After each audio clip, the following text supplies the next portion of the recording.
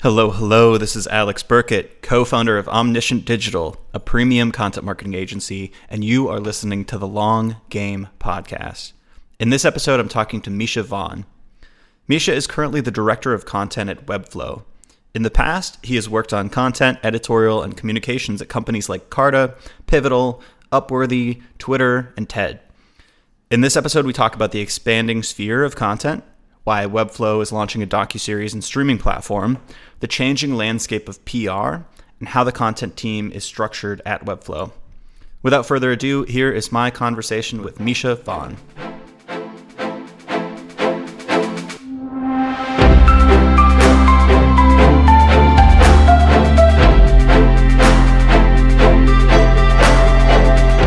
Interesting. Actually, do you want to start there? Like, what is your umbrella of content, and how do you think that differs from other folks in the space that we may have talked to? So my my approach to content is I'm director of content at Webflow, and now that encompasses our blog, our social media, some video marketing that we're doing. There's a whole batch of video that's done by our wonderful education team, and that's more about instructing of how to use Webflow. We kind of do more of the videos around like why people might use Webflow and customer stories and things like that. And then there's also a design evangelist on my team, and he spins up new channels in addition to a newsletter that we've started, and he also works on websites that we might put together and kind of like whole new programs. His name's Max Lynn. He's awesome. And he put together our partner awards, our expert partner awards, which is a combination of, partnerships, business development, and content as well. And then for about a year and a half, PR was on my plate. Thankfully, we've had someone come on board who's leading corporate and customer marketing, and she's taking the PR stuff off my plate, which is great because you can't do everything. Right. Yeah. It sounds like there's already a lot going on. So does your team sit under how does the org chart look in terms of this? Like, how does the content team fit? And then do you have multiple disciplines underneath you in terms of your team, or like, how does this all fit in place? Yeah. So there's a marketing team, and then on my peers there's me, director of content, there's director of corporate and customer marketing, there's a director of growth marketing, and there's a director of product marketing. And then we're hiring for a couple other leaders on that team now. But in content, there's kind of like the blog is one function, social is one function, video is another function, and then there's like copy and design evangelism. It's a pretty flat org. Like there's only one person who reports to me who manages someone else. Eventually that may need to change as we scale, but for now it's very flat, and I think it's good. We have a lot of collaboration too that way, which I think is wonderful. Do you have SEO resources on your team, or do you have SEO? Is that under growth marketing? And do you work with SEO to, facilitate some of the blog work? Yeah, for sure. No, SEO is a heavy part. I mean, I think of, there is blog content that we create that is for sure targeted at certain keywords to help sort of funnel the organic growth engine. I think every company needs this. And I've done it in a myriad of ways. At Carta previously, that was like very much just on content, and that was, and we had an SEO agency, and they helped us with research, and we did the execution. Here we've tried a couple different angles, and right now where we're at, we kind of collaborate on the research, and there is someone who works in SEO on the growth side. There's an organic growth team, and he'll advise us. And there's actually a webinar we just did with him. His name's Omid Yam, and we did a whole thing on SEO and Webflow and just SEO in general. So we'll collaborate on a strategy, and then we'll go execute it. We have freelance writers that we work with. We have agencies and stuff, but we kind of also think of SEO really as just another distribution mechanism. So any piece you're writing, whether it's a thought leadership piece, there's probably something that it can be SEO optimized around, or there probably is like something there. And it's not like we finish a piece and we change like 50% of it to fit a keyword. It's more just like, oh, when we're conceiving of a piece, is there a keyword or something that makes sense to go after here? Let's do some research on it. Let's see, oh, are there some things we can do, some ways we can title things to make sure that it will actually rank for something. So SEO for sure impacts, and the blog has incredible domain authority. So it's a good place there. We also, given that Webflow is a website place where you can go and build websites, we also have a method for building landing pages really quickly too. I like that you didn't fully delineate between thought leadership and SEO, because I think in people's minds that's sometimes completely separate. I wrote a piece a while back that said like every article should be an SEO article or something like that, and basically made the point that even if you don't start the research process by using keywords, like there's almost always a keyword that you can append to it and potentially get more distribution. And then my co-founder Ali has this concept that I love called the SEO sandwich, because like people, I think everybody's got access to the same keywords now, so you get a lot of kind of rehashed, similar looking content. But she's like, all right, take the keyword and then write your own thing, forget about the keyword, and then basically optimize it after the fact for the SEO. Right? Like what you write in the middle doesn't have to look like all the other stuff on the SERPs. So it sounds like y'all have, maybe a pain point SEO approach where it's like you're talking about customer pain points or getting ideas through a different avenue. Or how does the ideation process work there? Well, for our general SEO framework, we have an approach that looks at where we look at okay, what are we just looking at different steps in our customer funnel, and like you said, mapping to customer pain points for sure. And that's something that, for even before we really do like what keyword we're going to do, we take a step back and we think, okay, what are the who's the audience for this, and what goals do we have for them, whether that is like a very clear CTA for them afterwards, or there's something for them to read or something for them to watch, an educational thing afterwards. And that's how we kind of like think. And we try to build these very, even around these keywords, we try to build these pillar pages. So we try to have, okay, there's, if we're doing portfolio websites, that there's one page that they're all linking back to, kind of like the hub and spoke approach there. And then we, and sometimes the key thing that we send people to may not even be a blog page. It may be there's a portfolio course actually that our education team created in January of 2021, and that is such a good course, and that's like the clear bottom of the funnel CTA that we need to send people to. So that is a key part of our portfolio pillar, and that helps really just make sure that we're delivering the right thing to customers at the right time. But even before we get started, I make sure that we have a very clear sense of who our audience is for each piece, what our goal is, and then what it needs to succeed, whether that's images or how it needs to be distributed, or other connections or CTAs and things like that. Cool. An interesting thought I had is with the thought leadership stuff in Webflow, I guess like y'all are in kind of an interesting space because this term no code is relatively new. I don't know, within the last like maybe 4 or 5 years, I feel like I started hearing it, maybe not even that long. Do you consciously think about being the kind of educational forerunner, the thought leader, in terms of like telling people what no code is, like leading, I guess, the movement of no code? So I've found a lot in B2B, like people with these new industries where you're kind of creating a terminology.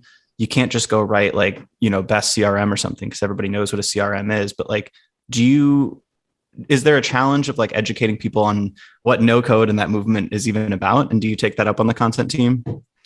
Yeah, I mean, I think it's a challenge that the whole company really faces. And I think you can look at other terms too. I mean, like how many people were using the term fintech like 5 years ago, like probably not as many. And now it's commonplace. And I would say, and it's now almost like transcended into a broader audience. And I think no code will be there in a few years. And then you could argue like it's somewhat there now with like, if you think of no code and low code together. But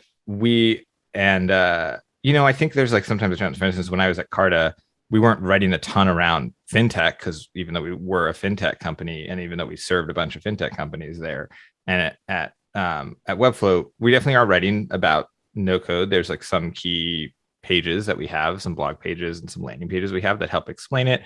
And then, I think there is some general overview stuff, but I think with any company too, there's a question of like, how much do you want to get boxed in by a certain word and stuff? There are some companies in the no code space that are even, trying to triple down on the term, like even more than we are. I think, we're trying to just, at Webflow, we're trying to just get known for, if you want to build really powerful websites, we're the best place to do it. Regardless of if you want to do it with no code or not. It's just we're a place where you can, your designers can do it, your developers will be happier. And that's what we're trying to communicate. And sometimes if you get too overly focused on a term, you can get, it may not be, obviously the search volume isn't there right now. It may be there in the future. But you also need to kind of like hedge your bets a little bit. You need to play a little bit for the future, and you need to do a little bit now. So I think that's what's the fun challenge of creating content, is you're not just creating content for right now. You're trying to like anticipate what is your audience going to be thinking about in 6 months, in a year. Because SEO, as we all know, like it takes a few months for your pieces to like even rank sometimes. We have the benefit of a very high domain authority where sometimes it can just take a few weeks, sometimes even a few days. But even then we don't, there are some big ambitious things that we want to tackle. And by and large part, those have pretty much nothing to do with no code. Yeah, I always use this. I love that you stumbled upon this idea of the long game of content in SEO, because I always use this term like it's a gardening, not hunting, and you've got to play it for the long term. You mentioned that PR was under your domain for a while. Was it different with PR? PR seems like much more of a like right now type of thing versus content, like laying the seeds for the future. I don't know that I completely agree with that. I think if you look at the brands that have really become household names, you look at, say, the Airbnbs of the world, and even, for lack of a better word, the Facebooks, the Ubers, the Twitters of the world, whether they've had intentional PR or not, they've been very much a focus of the press. And so if you don't focus on that and you don't do that early, and I think Airbnb is a company that is an example of a company that has done it really well. And in fact, I think their CEO Brian Chesky even said like they overly invest in PR, and it served them really well. And I have some conflicting feelings about Airbnb given their effect on housing markets in places like Austin, San Francisco, and whatnot, and things. And I think a lot of other people will also feel that way, but they've done such a good job with their PR that they've been able to like mitigate some of that. And also PR does affect your content like really right now too. Like I would say like that's one of the big things that I look for when I hire people is, if you can't essentially read the room, then you have bigger problems for creating your content. And by reading the room, I mean, like, do you understand your market? Do you understand all the macro factors that are going in, whether it's economical factors, whether it's culture factors? And with no code, for example, there's, you're democratizing code and stuff. Do you also understand like where the history of visual development, where that comes from? Do you understand how the interplay between designers and developers? And then also, do you understand like, there's always like, also the problem with the term no code is developers think, oh, it means you want to get rid of developers. And that's not at all what it means.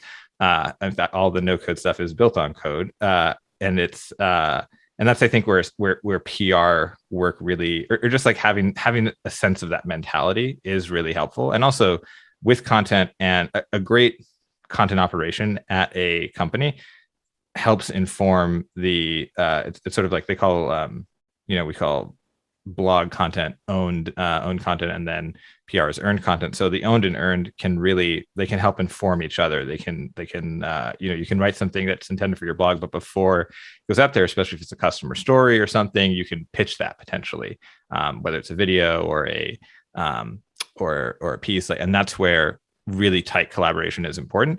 And I think we were able to do that at Webflow a couple times. We were able to do that at Carta somewhat, but actually that's a practice that I got into at Pivotal, which is actually my first job into content at a B2B level. And we just had a really good method we'd write something and then we'd work with our PR agency. And part of that too is like, I actually, even though I was running content, I sat in the communications org. So we were able, as we wrote some things, we were able to pitch them and kind of get 2-for-1s. And we were able to do that at a pretty regular cadence. Granted, this was also like 6-7 years ago. Press is in a very different state now.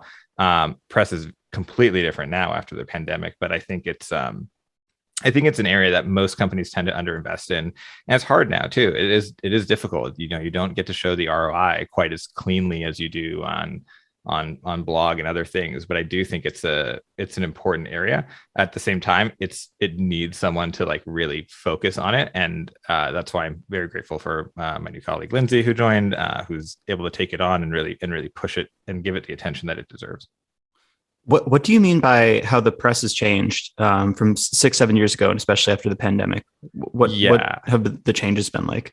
I mean, just in general in media, you've seen a lot of consolidation. So you tend to have, bigger, you can look at, I think even just TechCrunch since 6-7 years ago, they've probably had 3 or 4 different parent companies like since then. And that doesn't change things on necessarily like a macro level, but you can even look at like what they cover now. Like TechCrunch now, pretty much not exclusively, but I'd say like almost like 50% of what they cover is just funding news. And that's it. And also like there's the macro environment now, there's so much VC money out there, and so many people are raising money that there's just like, that's what you're fighting against. And it used to be, $100 million round was such a big deal. And now it's pretty commonplace with a lot of these high growth companies. So that's what you're fighting up against. And everyone wants to see dollar signs, everything is like, press has skewed so much towards the economic side, and and it's much harder to get product coverage if you're not one of these big companies like a Facebook, Amazon,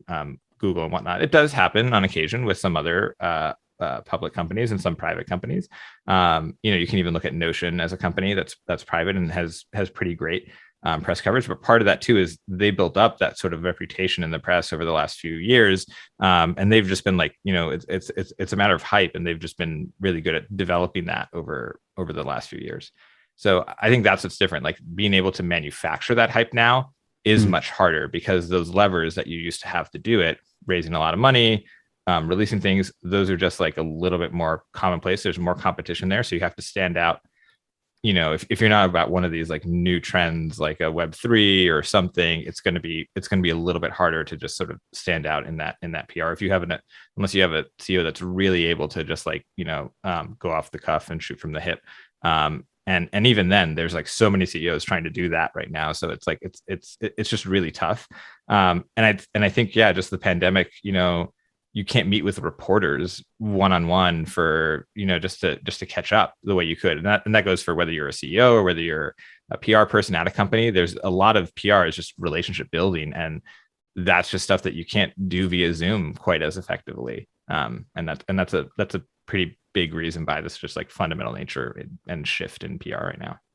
Have you seen also this this trend, which actually it sounds like almost a merging of content and PR, of like software companies becoming media companies and like going direct when they make these announcements? It seems like that would factor into this changing landscape as well, where it's like, if you have a big enough audience, you just put the press release on your blog, basically.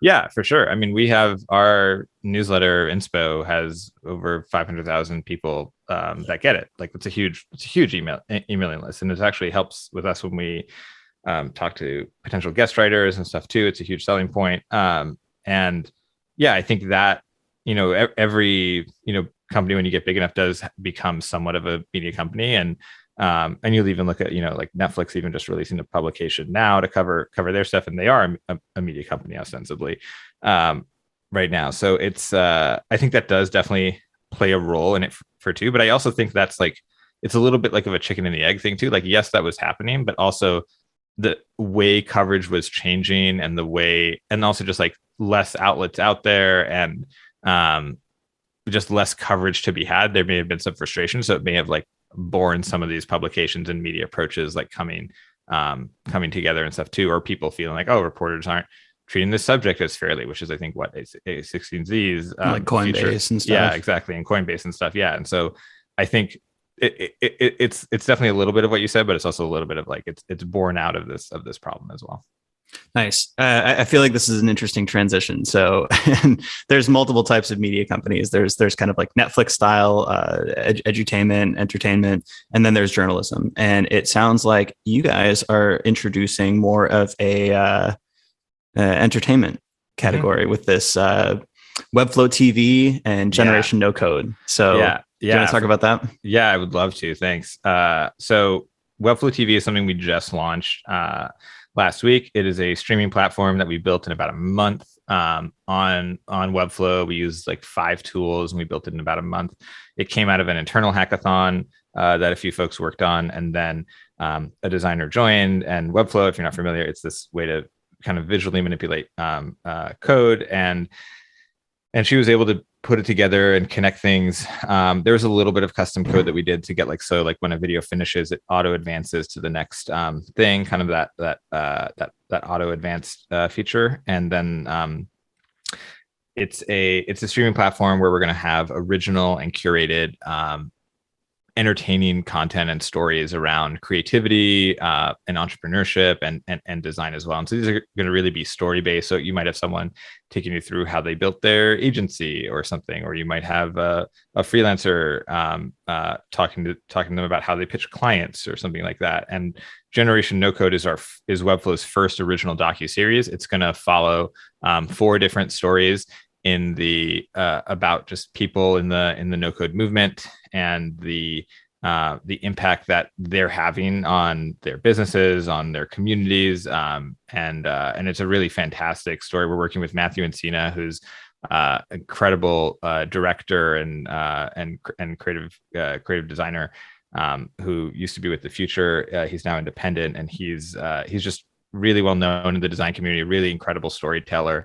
And, we produced this, obviously during the pandemic, and flew to different corners of the country here to really capture what this impact is having. And what I'm excited about it is like, it's not a customer story and like you would have just like, oh, here's a normal talking. And like, we really try to treat this as a documentary and as a really like original, series. And just like the production company that we worked with, like they understood Webflow too, like their site was built Webflow, so everyone had this like understanding of and appreciation of the movement and of the and of what it's been enabled. So I think that really just helps add a richness to it. It's going to be a really it's going to start. We just released the trailer for it. The first episodes will drop in early 2022, and we're just so excited about it, and we're excited to produce more stuff like that, because I think that's how you really stand out now. And also just like Webflow in general, our product or the results of our product are just so visual, and it's just like it makes sense to just like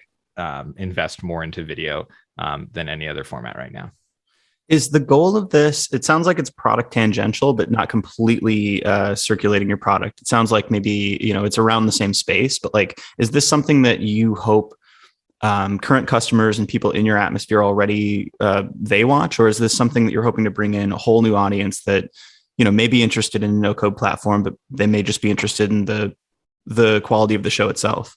Yeah, for sure. I mean, we're thinking there's a very broad play in it for sure. We're thinking that it's it ties into some stuff we're doing for sure, but we're not thinking of it as like, oh, this is going to directly result in people using Webflow in this specific way. We hope it just inspires people in general around the movement for sure. Obviously, like the way we host it on Webflow TV, we can control the CTAs and stuff around it, so we can push people to either like the right education course or the right something that hopefully helps give them that extra bump. But yeah, we're hoping that just people find it entertaining and interesting, and I think that's a key thing too. The world of design is very big, and also with Webflow itself, we have the ability to make our work just a lot more broadly accessible in general. And I think even we do it, the education team does it through their work. We can do it through our work, and I think it can have this like really wonderful cascading effect on just no code in general. How do you build distribution, and how do you get eyes on Webflow TV and Generation No Code? I'm sure you're using your own blog, your newsletter, but what's the plan here?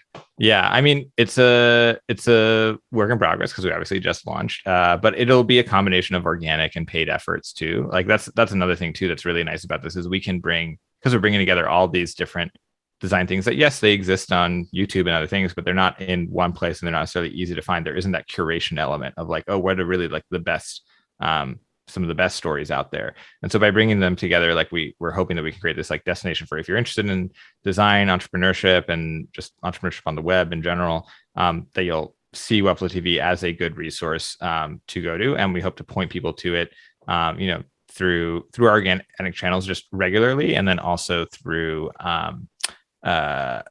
through some paid work as well. And then also just like, when every time a new series drops or we add something to it, that's an opportunity to promote it as well. So we can create kind of this like Netflix style promotional stuff around these new series when they drop. I'm imagining like a masterclass or like a creative live for design and no code entrepreneurship. So it's like you also get these potentially big names who, each of them has an audience too, and each of them is going to bring in a certain percentage of people. Yeah. I mean, and that's honestly the beauty of the platform, like Webflow too. Now, I don't want to sound like too much of a salesman here, but you really, as we're adding these features to like memberships and stuff, you can really potentially build your own masterclass and stuff like that. So it's not just us who can do it; it's really like anybody if they just have the willingness and time to invest there. That's awesome. You mentioned that video. I can't remember the specific phrase you said, but video is like the most important place to invest, or like the most impactful right now. Why do you think that? I mean, I think video is the most impactful place for almost any brand, I'll say. Granted, text is really, it obviously results in better search and stuff and you get probably better bang for your buck with search.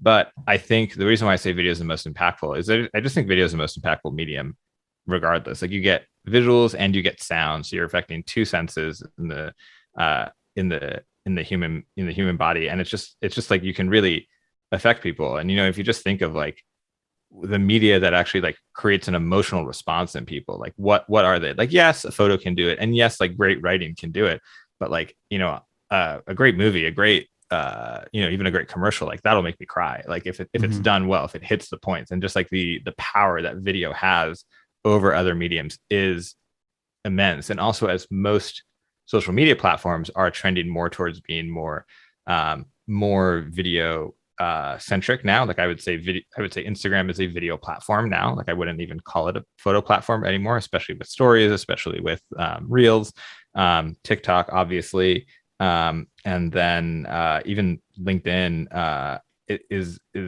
they're all so video centric now, and videos are given a premium in their algorithm. A lot of people will remember, like, to joke about the Facebook pivot to video and stuff, but Facebook aside and all that stuff aside, video just is at the forefront now. There are, everyone has a video camera in their pocket now, and so it's so much easier to share than ever before.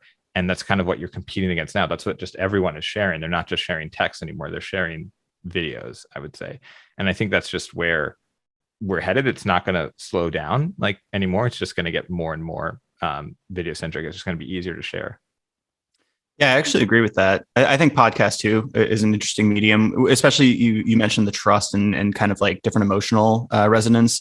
And it's like if you listen to the same voice in your ear over and over the course of multiple weeks, that just has such a bigger impact. Like you start to get to feel like you know the person, as opposed to, it happens on text a little bit, if you're really good. I was wondering, on a personal note, and I hate to say this as a content agency founder, have you noticed your content consumption habits change? I don't know if you used to read a lot of blog posts, if you still do. Yeah. Personally, I feel like I don't read as many. I probably don't read as many. I mean, I still read a lot of articles, I would say. I've made a conscious decision. So I definitely watch more YouTube stuff. And I will say, like, I loved like TikTok during the pandemic, but I had to take TikTok off my phone. I was just like, it would become a time sink and stuff. It was just like an addiction kind of thing. Yeah. And exactly. And it really felt like an addiction. I was like, I need to take this off my phone. I spend too much time on my phone anyway. So that definitely was a noticeable pattern. But I do watch, there's a few things I watch on YouTube that I'm like, oh, these are shows or people that I do like turn to. And I know when their new stuff comes out. So I definitely have noticed that. And I think it's funny, like as a millennial, like saying this, I'm sure like there's people in Gen Z like, yeah, they go to YouTube first and foremost. Like they're more interested in YouTube than they are in TV. I think obviously there's a lot of TV and stuff I watch, but and yeah, I just read probably most of what I come across on the internet is like from Twitter. Like I have, Same, yeah.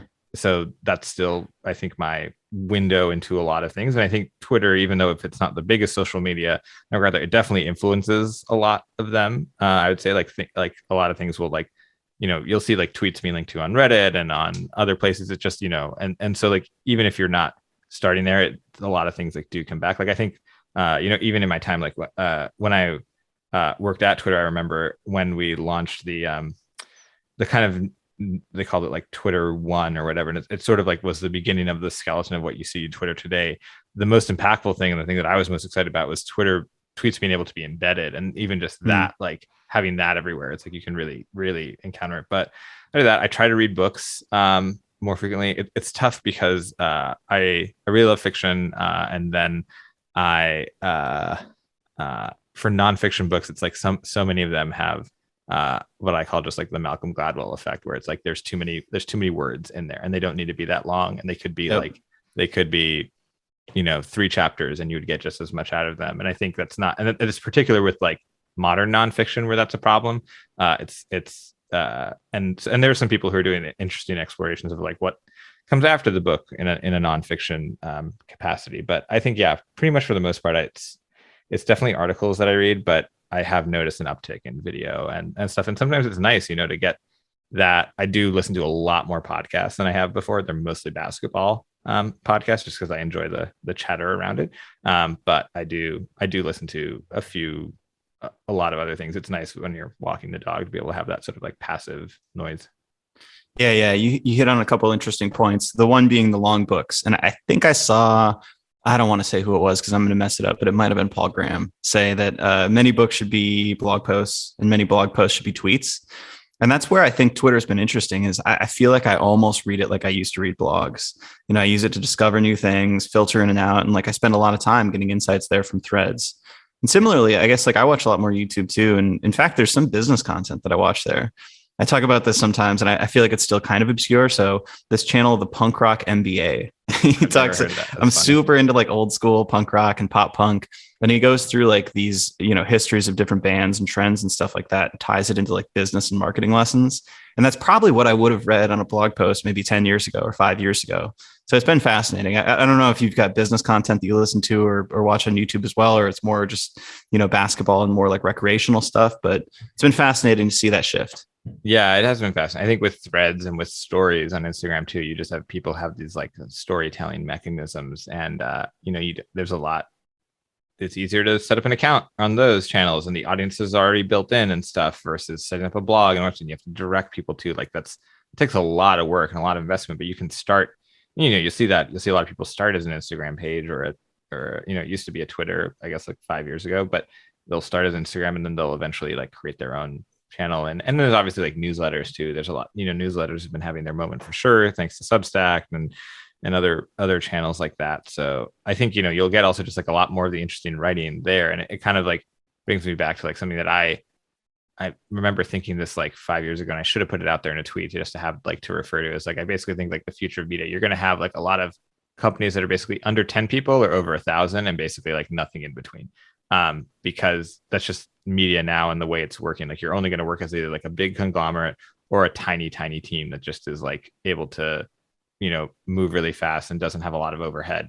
And I think that's kind of the future that we're seeing born out right now. And it might be even smaller, it might be under 5 too, with this like newsletter stuff and the way we have a lot of solo people. But I think it's still early there too. I think there's a question of like how fruitful will it be for people? Will people get like frustrated with paying Substack once they get really, really big and stuff, and even things like Patreon and stuff too? I think there's a question of like how do they have churn at the top once the people get really big? And I think that's still an open question. Well, there's also the strange phenomenon, which is also apparent in like streaming services, where once you start stacking on multiple Substacks and you're paying for 20 of them, you start to question like, should I just get a subscription to The Atlantic? Like, I feel like this was consolidated for me before, and it was really nice. Yeah, I actually just subscribed to The New Yorker because they had this Black Friday deal, and I was like, okay, for like 60 minutes, I'll try it, and it'd be nice to have like a magazine and go through it. So yeah, I actually just sort of encountered that too. I was like, oh, I read The New Yorker a lot. I find myself drawn to their articles a lot. Like maybe it might only be like 1 or 2 a week, but it's enough where I'm just like, okay, like maybe I'll give it a shot. And at the same time too, like, subscribing to The New Yorker was such a headache. Like it was like it compared to like subscribing to like a Substack. So it was interesting to do that. So like, I don't know that I'll maintain it, but it was interesting just to like go through that process again of subscribing to a new thing. I definitely probably pay for more things, like my media budget has definitely skyrocketed, I think, since the pandemic, especially. But it's also, you want to support, either the creators that you think are doing great work or you feel are really entertaining and stuff. And I think I think that's gonna not go away. I think that sort of, that culture comes in a way from YouTube with the, hey, please like and subscribe or check out my Patreon, like that. It sort of was born out of there. And I think people just expect it now too. Like, and also people want to do it. People understand, hey, like $5, it's a cup of coffee. And like, I'd rather support this journalism. And Substack does have some people doing really incredible journalism in a couple fronts. And it's just like, and by them being independent, they're maybe able to do it at a level that they wouldn't be able to at a paper, because at a paper they're going to have editors, and the paper has interests. They have even whether they have advertisers or have other folks that they have to answer to and stuff. So they're able to do stuff around it. I find it really funny. There's like a tech podcast I listen to, and half the every other week there's an ad from Facebook on it or from Amazon about like all the great work they're doing. I'm like, really? Like, come on, people. Like these are companies that we're supposed to be looking at under a critical lens, and you're taking their money. But at the same time, hey, I get it. They need these places need to take money from. Do I wish I didn't have to listen to these ads? Like, sure, but I do. And there's a future coming, and I think we're maybe a quarter of the way there, where the people are just more attuned to their attention and what gets their money from a media perspective. I do love that direct support model. Are you familiar with Sam Harris? Yes. Yep.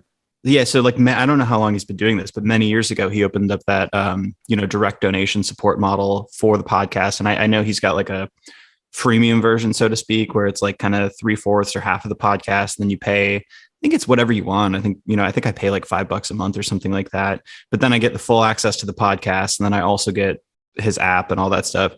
On a side tangent, that model is why I partially understand NFTs and Web3. I've been doing all the reading, and I keep going back. I'm like, oh yeah, I kind of get it because of the Sam Harris thing. But he mentioned the specific thing that you mentioned, which is he didn't want to take ad money. He didn't want it to be a consideration around what he talked about, because he wanted to keep that open forum for like, whatever controversial, contrarian discussions he wanted to have. So I think in particular examples like that, it makes a ton of sense to go direct. And I could see that being much more popular in the future. Mm-hmm. I want to just roll back, and I didn't ask how you came to be director of content at Webflow. Like, what's your background? You mentioned a couple different companies, Twitter, Carta. Where'd you come from? Sure. Yeah. So I can give that background. I've been working in tech, media, and marketing for 12 years now. And I went to college. I studied writing and literature, graduated like right as the Great Recession was like kicking off and stuff, but it wasn't like fully there yet. So 2008 or so, worked on some films, and then got an internship with the TED conferences. It turned into a consulting role, and that was mostly just because I knew how to use Google Docs, and they were like, oh, you know how to use Google Docs, great. So that started, and that was kind of like my window into tech and stuff. And I had obviously been familiar with TED from right before that. And then, moved out to San Francisco, got a job with Twitter, started in support there. Twitter was about 100 people when I joined. So it was a very wild time to join that particular company. By the time I left, I think it was 2,500. And that was just like 2.5 years later. And so I ended up at Twitter working on, did some work on monetization, some product work, and then eventually ended up on the media and content team. So that was everything from partnerships to I would say partnerships and content development, working with folks like the NBA. We did a Q&A with the White House, with President Obama. And that was all like, designing like the editorial flow for the questions that we would ask them, and, picking the moderators and things like that, and how we would promote it, and also the user experience of the site that you would do that. So that kind of approach happen there. We'd work with other TV networks too, some stuff around reality TV stuff and things there. And then after Twitter, worked for a media company called Upworthy that you may or may not remember. They ruined Facebook for a few years. So worked there, was like pretty early on. I was employee number like 12 or something there, and worked on both product and editorial there. So I was helping build the CMS and then using the CMS as well. And then after that, kind of got a little burnt out on media just in general. I ended up consulting for about like 2 years or so, working with a couple startups and VC firms. And then I got my job at Pivotal, and that was where it was content and social and some video stuff. And that was sitting in communications. So also working, collaborating with folks on the PR side pretty closely. And then after that, head of editorial at Carta. So I was at Pivotal for almost 4 years through the IPO. Pivotal's now been bought by VMware and spun out or something.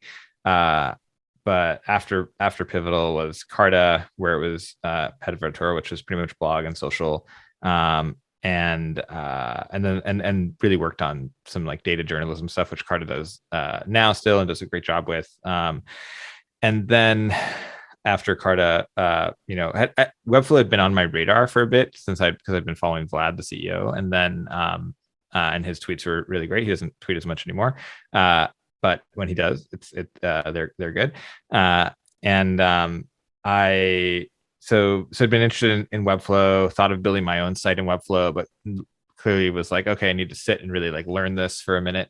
And then as I just like found out more about the company and the community, it really just felt like something really special. And I've been building websites since I was 10, 11 years old and stuff. And I can remember like those first early explorations, and just like Webflow felt like a very natural evolution of that. And just like it felt like there were really like interesting and creative stories to tell just about craft and stuff. And something that's drawn me to Webflow is just like no one really talks about websites the way they talk about films or TV shows and stuff. And when you think of it just like as a medium, like websites are a medium that we probably use more or see more on a day-to-day basis. And when we talk about websites or web experiences, we talk about it more from a economic perspective, or here's what it can do for us, or it's maybe more practical. We don't talk about like when you evaluate a website, you have to look at like the form and the function, and also just like there is art and there is craft in a website, and I think that is really interesting. And there's a lot of value they can deliver, but there's also a lot of there's a lot that they have to just like say about the moment, in the same way that like if you looked at paintings in the 16th or 17th century, like those say a lot about the culture now. I think websites can actually say a lot about now, and I think that's like an underexplored area in general of just like cultural criticism. That is a fascinating viewpoint, and I've never heard websites described like that. Was that something that was that an ethos at Webflow when you came in, or is this something that you've a lens by which you've come to view websites, or how did you develop this framework for viewing them almost under an artistic lens? I mean, I think there was part of it there. Like, I don't think I brought this, like, and I don't think I'm the only one who has that viewpoint at Webflow at all. And I don't think I'm the only one I don't think Webflow is the only company that has that viewpoint. So I think it's, I think there's a lot of people, and there's a lot, there's a lot of Substacks out there that are doing this kind of stuff right now. I think it's really fascinating. I think it's, you can approach it from so many directions too. Like you can even, you can compare us to almost like a lot of other no code companies, and we're all creating content in like different ways. And that's a great thing too, is like there isn't like a right way to do it necessarily. Yeah, there's ways that can contribute more to traffic and for sure, but there's a lot of room in this space for many players to cover it in different ways. And I think, we want Webflow to be known, or from a content perspective, I want Webflow to be known as like one of the more thoughtful places to go to read about, the web, to read about, and, whether it's like why people make things for it, and how they do it, or the types of things that it can inspire. Yeah, it's so much more of an inspirational view of what websites can be. 'Cause I feel like I've spent too much time in the conversion rate optimization and experimentation world where you look at it as purely function, right? Mm-hmm. Yeah, for sure. I want to talk about Upworthy. Did y'all actually write, I think it was 20 headlines per piece and pick like the best one, or how did that process work? It was 25 that we'd have to write, actually. It was so annoying. So yeah, that process, there's a couple decks floating around that you might see where they actually detail some of the product. And there were, once you got into it, it was onerous in the beginning, but once you got into it, there were tricks you could do. You could be like, okay, let's write 5 with a number, and let's write 5, write 5 to your grandmother, and write 5 with the word ninja in it, or just something ridiculous. And you could do it. And eventually, I think the editorial like director at the time, she was like, eventually you figure out like what your number is. Like I tended to, like, some people were like, oh, okay, I can get it around like 8 or so. And usually for me, I was more of like a 10 to 15 kind of person. Usually that's when I kind of started to hit my flow. And then what we would do from that is we'd pick either 4 headlines, or we'd pick one headline that was really good, and we test 4 different images, and we test them to figure out like, oh, what's the most clickable really there, and then also like what results in the most shares as well. So it was like you're trying to balance like things that get shares and things like that. So that kind of like hyper optimization is what it was both good in a lot of ways for Upworthy, but it also definitely like resulted in a lot of particular styles of headlines being written, which it was definitely infamous for. And then so there was like some pulling back that had to happen. It probably happened like a little bit too late, but now I think if you look at like Upworthy headlines, it was also like a very much a function of social at the time, where like everything was given the same physical real estate on the screen. Like even like you think of like your Facebook feed back in, I guess it was 2012, every link you shared had the same size image and had the same size like text that went with it. So we were writing very deliberately. We were saying, you're not writing for the people who are sharing it, you're writing for the people they're sharing it to, because sharing there was very much tied to identity. It still is tied to identity, but also just people don't share original stuff on Facebook quite as much as they do now. In fact, it's been in decline for several years, if you can read in the Facebook leaks and stuff that just came out. But so yeah, sharing was very tied to identity. So we would produce things that were, very tied to a more liberally skewed identity. Like, and it would be like, we'd use the word I in the headline and things like that. Things that you just like don't normally do. And that's because we knew people were sharing these sort of as this is something that I'm putting out there because I'm tying it more to my identity. Sort of like the way people say like retweets don't mean endorsements. We were like, oh yeah, people don't really, that was like kind of around the same time. We're like, oh, sort of things you do share, there is like an implied, like I'm attaching this to my personal brand in some ways. And so we understood that, and I think we understood that better than any other company at the time. And now a lot of people understood that, but also like the mechanics of the web have changed. Facebook has changed stuff. They've changed also obviously like how much distribution these pages get. So it's just like you couldn't recreate that now. Yeah, I remember, I don't know if this was related to Upworthy, but it's been so long since I've read these books, but there was one called Contagious, I think, Jonah Berger, who wrote about like what gets shared and like how that reflects on like your personal identity and like what kind of like persona you want to portray to the world. And I think that factored so much into like how those headlines worked. So I think he said like sad headlines or depressing ones don't work as well, and inspirational ones work really well. Or, I don't remember the specific results, but that's such a fascinating tie into like how you want to be perceived, the character you want to play.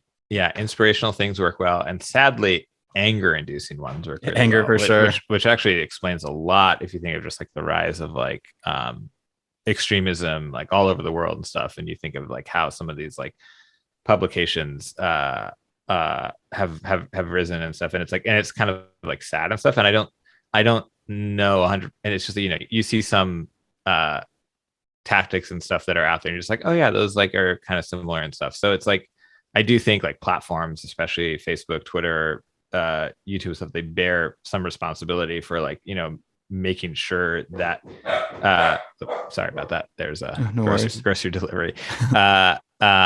There's I think platforms bear some responsibility for making sure that these messages like don't get spread, because honestly like we spread like we grew way too fast for Facebook, and even to the point that it made Facebook uncomfortable. And I think they took some corrective action, not necessarily against Upworthy, but it was against like a lot of things like that. Like it's really clearly like that we affected their strategy. In the back to the headline writing, what did you learn about writing headlines? Like, eventually were you able to basically look at a headline and say like that's a good one? Like, did you sharpen your own kind of like editorial judgment on headline writing? Yeah, I mean, I think in general, and it's not just about headlines, but really like you can write the most incredible blog post out there, most incredible article out there, and if you just like don't focus on distribution, like it's not going to get read. So like it's more so just like not just about the headline, but about distribution overall. The headline's a key portal for that and window for that. It definitely helped sharpen my headline ability. And I don't write 25 anymore, but I will write, like, if I don't have a good one, I will in a Google comment or something or whatever in the doc, we'll write like 4 or 5 other ones. And like, just kind of, it just helps like, see things out and be like, oh, okay, does this pattern work better here? And I'm not thinking necessarily about sharing. It's just more about like, oh, does this help explain things better, really?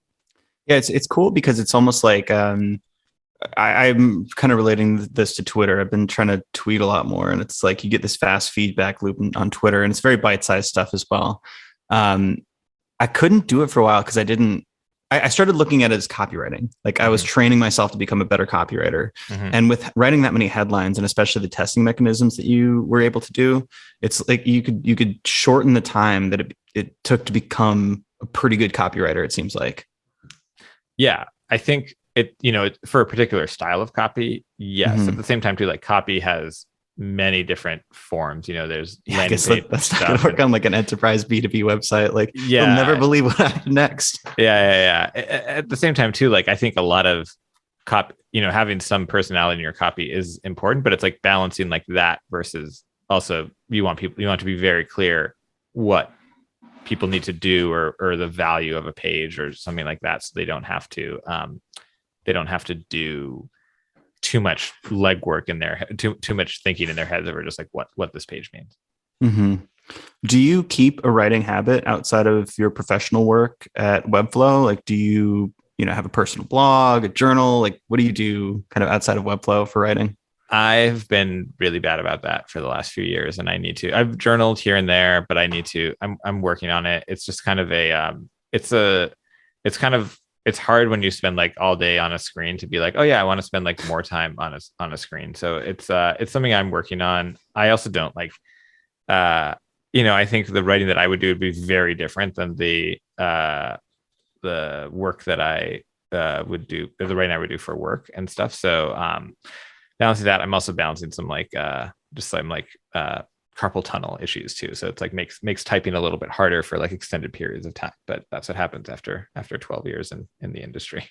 Yeah. How so would it be different? Would it just be like would it be completely like you'd write fiction, or? It'd probably be like fiction, essays, short stories, that kind of thing. Yeah. I'm not really interested in writing about, I'm interested in writing about this stuff from a professional standpoint, but I'm not for my own personal writing. I don't think it's just like I don't want to do it. Like, could I, like, even just like talking about this kind of concept, like I love doing it, don't get me wrong, but I don't want to do it all the time. And that's also the reason why I stopped basically like freelancing, was just like, I don't love to sell myself. I don't love talking about like this stuff. I'd rather talk about more interesting things than work. Yeah, no, I'm on the same page. I listened to an interview you did with Jimmy Daly on the Superpath podcast, and you had one semi-contrarian opinion around the word content and how you don't like that word. I think that's interesting, but I actually want to ask you a broader question around those contrarian beliefs, which is, is there anything that you believe about content that few others would agree with you on? The classic Peter Thiel question. Few others would believe it you on. I mean, I think, let's see.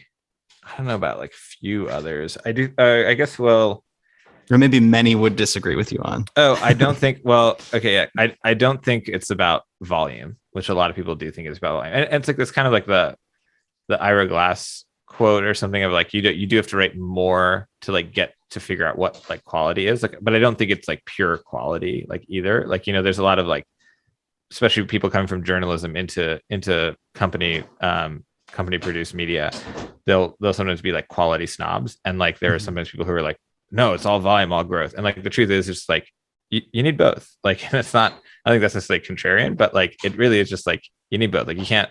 I'm not an extremist really. Like I try to have like I try to like have opinions but have them weakly held and stuff, so like I can if there's a good data point or something, or there's a good, because things change, especially with these platforms and stuff too, so you have to be ready for that. And then I think it's just like with the term content, like it's just, to me it's just like it doesn't like describe what content is. Like content is like, especially now, like if your content is like just a blog, like you're like completely behind the times. But your content is not just like it's not just a blog, it's like it's social, it's like it's the message that you it's tied into brand stuff, it can be video and stuff too. Like it really can be more encompassing, and we don't just have a great word for that. That's why too I think sometimes you'll see like there's a lot of companies too where you'll see it's like brand, content, and social, or brand, comms, and social will be grouped together, and content maybe like super growth focused. Like you'll see different companies do different things, and it's all interesting. And I think that's just because people realize like, oh, it plays into your company a different way. Obviously, if you're self-serve, it's one way, and if you're enterprise, it's another way. At Webflow, we have a little bit of both, so it's like it's a little different here. And I just think like it doesn't encompass like the strategy, even just the word like content. You think of like, oh, content, like it's just like it's like it's not it's such a blah word for something that involves like strategy and persona based work, and it's like it just doesn't, I don't know, I feel like it doesn't do a good descriptive job, but it's the best one that we have. It is interesting. It's almost like too broad and not broad enough. It's because people use content to describe like in product content as well. A content strategist could be somebody who plans blog posts, or it could be somebody who plans micro copy and like, exactly, like a designer would. I don't know. I think I'm always a fan of specificity in language. Like I've always had that problem with the word growth as well, which I think started to be specific, but then just kind of got like diluted over time as more and more people took it to mean performance marketer, or some people call it, they'll say growth for like a sales team or something like that. And then it finally just kind of meant nothing. Right. And we keep using the word, but it's like, what the hell is a growth marketer? Yeah. I mean, it happens with all language. Like AI now, it just means like you say your company has AI, it just might mean you have an algorithm that does something. And it's like an if this, then that rule. It's just like, it's like, that's not AI. Like people are like, hey, let's slow it down here. But it's off the rails here. Like you can't put it back in the box, it's sort of done. Yeah, for sure. Before we finish up, you want to do a couple rapid fire-ish non-content related stuff? Sure. Let's do it. Cool. Who do you admire professionally and why? Who do I admire professionally and why? I really do admire Vlad, CEO of Webflow, a lot. I think he does a great job of standing up for his values and building the company on the terms and the way that he wants to be built. Cool. If you could create your own category in Jeopardy, what would it be? And would you get every question right? Let's see. The category that I would create would probably be probably something around Succession TV characters, and I think I would get like 90% of it right. I keep hearing about Succession. I've not watched it. You would recommend? Fantastic. It's fantastic. Yeah, you got to watch it. It's a show about comms too. It's basically about comms, and it's really fantastic, and it's probably the best writing on TV right now. Sick. I'll definitely put that on my list after I get through Narcos. I'm late on that one. Which talent would you most like to have? I'd probably pick like speaking another language of some type. Yeah. Do you have a particular language that you gravitate towards? Let's see. I speak Spanish. I speak French. I speak English. I would probably pick something like either something like German, or potentially even like Mandarin or something. Yeah. I do Spanish as well, not French, but I started learning German because I wanted it to be remarkably different sounding than Spanish, and it is a difficult one. It's a very difficult language. Yeah. Fun though. Do you consider yourself more scientific or artistic? Artistic. What do you consider the most overrated virtue?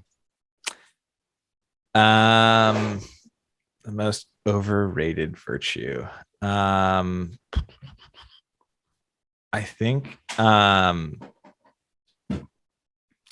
it's funny. Like, I think it's overrated in some ways. Like, I think, especially when it comes to content, I would say, I think organization is a little bit like overrated. Like, a lot of people, especially, I'm thinking of this now because we're going through like planning stuff. Like, people think planning, like, oh, let's show your plans for the year. It's like, I'm not going to plan a whole content calendar for a year. Like, no one should do that. And it's just like, it's not sustainable. And no one, and pretty much every content director, I think every single actually content leader that I've talked to, like, plans for maybe a quarter, maybe two, and it's at a very high level. So I think when it comes to that, I think also creativity, like, there's a natural messiness that you kind of need to be able to like have to get to the end original output. Yeah, I totally agree. Have you heard of like Rome Research and Zettelkasten and all of these frameworks for like building a second brain? Yeah, I have. I'm very interested in it. I may like sign up for it at some point, but I'm also like, I'm someone who's like addicted to like trying new organizational frameworks. And I actually like working with like a coach there in some point too. So like, depending on how my stuff now works out, I may do it or not, but it is interesting to me. But I also like, no, it's like, oh, this is just like the new shiny thing that that's what I'm kind of battling is I can see it being important, especially if you're like an academic or a writer full-time who's genuinely just like immersed in the world of ideas. But part of me thinks like people just, it's almost like a productive form of procrastination sometimes, where it's like, how much time did you spend pulling everything over from Notion or Evernote to Notion and then Notion to Rome and like reorganizing it all? And like, could you maybe have just written the article and just not done all of the planning around that? Yeah, there is such a thing as over research for sure too when it comes to writing as well. But I think organization is like, it's very important. Don't get me wrong, and there's a lot, especially with like I hate having like a project that has like multiple documents or getting like drafts that are in different. Like I hate that. Just keep it all in one document. But I do think from a like planning perspective and researching perspective, it's like it's just like there's a natural messiness that comes with content. For sure. What's a career choice that you had considered but didn't pursue? Being a book editor and agent. I really love to read, and I really love editing. As much as I love writing, I actually like editing more. And I enjoy it a lot, and I do think I'm pretty good at it. And I I actually interned for a literary agent at some point, and I thought, oh, it'd be great. I'll be reading all day, but I was reading manuscripts that weren't great. So I was like, I don't want to do this. Interesting. What blogs, podcasts, influencers, content are you kind of following right now? Let's see. It's a bunch. Webflow's actually director or head of product design, David Hong, has a great Substack that I will read called Proof of Concept. It's about design and also just entrepreneurship, investing stuff. It's interesting. I will follow, let's see, podcasts. I mean, from a content perspective, there's I